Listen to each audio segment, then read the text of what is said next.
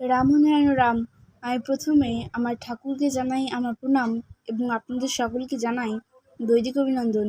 রামনারায়ণ রাম। এই বলে আমি আজকে তত্ত্ব আলোচনা শুরু করছি। যে কোনো একটির প্রথম স্তরের স্বাদ নিলে পূর্ণ যে সেথায় রয়েছে, নিকটতমে রয়েছে, বহু নামাকরণে রয়েছে, যে নামাকরণে যে কোনো একটি একটু খুঁড়লেই তাকে পাওয়া যাবে, সেই খোঁড়াই হচ্ছে সাধনা। জপ তপ ইত্যাদি নামাকরণ দিয়ে কর্ম তার পরিচয় দিয়ে যাচ্ছে। একে অন্যকে পার্থক্য বোধে বোঝার জন্য যাহা রয়েছে তাহাই নাড়ছে, তাহা দিয়ে সব কিছুই হচ্ছে। নতুন কিছু নয়, নতুন শুধু নামকরণ মাত্র, একে অন্যকে পার্থক্য বোধে বোঝার জন্য।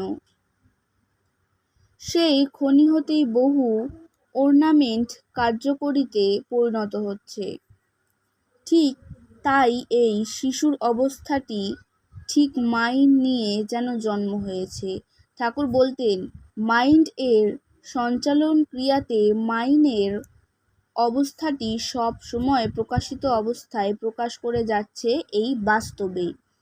জনগণ প্রথম স্তরে স্তরে যারা যারা রয়েছে তারা উপলব্ধি করেছে সেই মাইন্ডকে। উপলব্ধি করাটা তো অস্বাভাবিক নয়। স্তরই যে মহানকে উপলব্ধি করিয়ে দিচ্ছে। স্তর যে মাইন্ড ছাড়া নয়, সেই স্তরই জানিয়ে দিচ্ছে মাইন্ড নিকটে রয়েছে। ঠিক তেমনি এই শিশুর ভেতর যে মাইন্ড আবহাওয়ার স্তরে তার কার্যকলাপ গতিবিধি স্তরগুলো বুঝে নিয়েছে তার মাইন্ডের অবস্থাটা। তিনি বলতেন, এই মাইন্ড এই স্তর জীবজগতের সবারই ভেতর রয়েছে। আবার এই মন জ্ঞান বিচার বুদ্ধি যাহা কিছু ঠিক তেমনি স্তরে স্তরে পূর্ণকে বুঝিয়ে দিচ্ছে।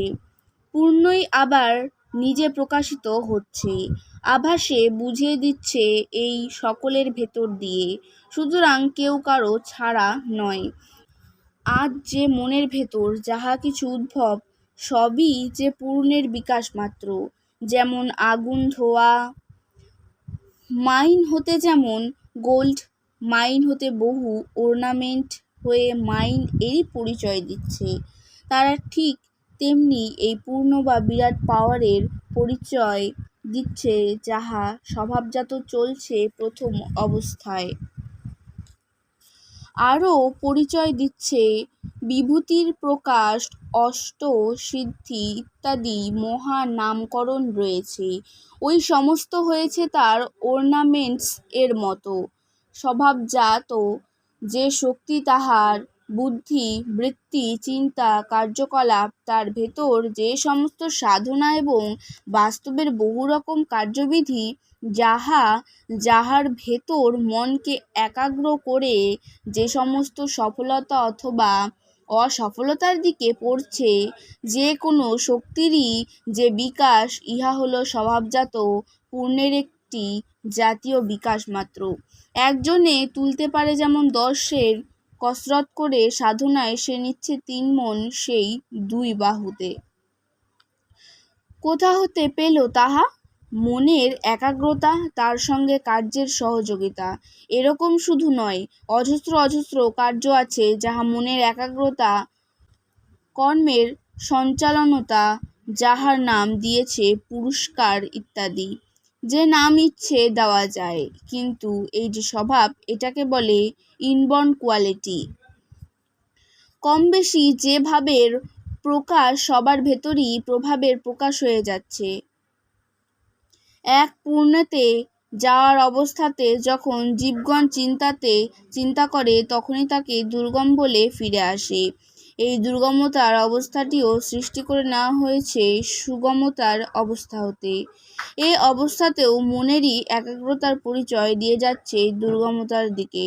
সুতরাং মনের একাগ্রতা শক্তিতে যদি শক্তির বিকাশ হতে পারে, তবে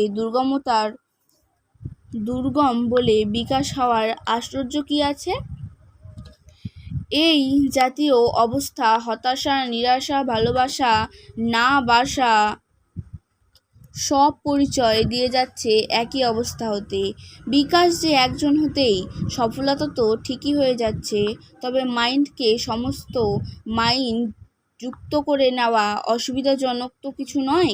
প্রতি মুহূর্তেই পরিচয় পাওয়া যাচ্ছে যে উদ্ভব হওয়ার জন্যই তো এই সমস্ত অবস্থা।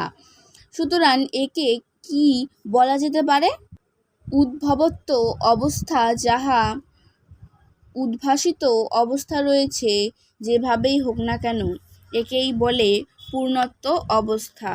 সুতরাং সেই বিকশিত অবস্থার সব কিছুর প্রকাশ এই 8 বছরের শিশু হতে পেয়েছি। তারপর এই শিশু যখন ক্রমশ বয়সের দিকে এগিয়ে যেতে আরম্ভ করলো, কোথা হতে এলো তার জ্ঞান, কোথা হতে এলো তার চিন্তা, কোথা হতে এলো তার শাস্ত্র বিষয়ের জ্ঞান, কিভাবে যে সব কিছু সমস্যার সমাধান করতে লাগলো। অবাক হয়ে দেখবার কিছু ছিল না, যদিও তার মতে ইহা সবই স্বাভাবিক। মাঝে মাঝে একটু দোহার টানতে হচ্ছে প্রয়োজনের তাগিদে এবং পূর্ণকে বোঝবার জন্য। দূরদর্শন অন্তর্যামিত্ব অষ্টসিদ্ধির প্রথম সিদ্ধি হতে শেষ সিদ্ধি পর্যন্ত যা কিছু শাস্ত্রগত বর্ণনা রয়েছে, এই শিশু হতে সবই পাওয়া গিয়েছে। তার মতে তা স্বাভাবিক। তাতে আমরা বুঝেছি সব কিছু যে তার পক্ষে সম্ভব ছিল বা করে এসেছেন।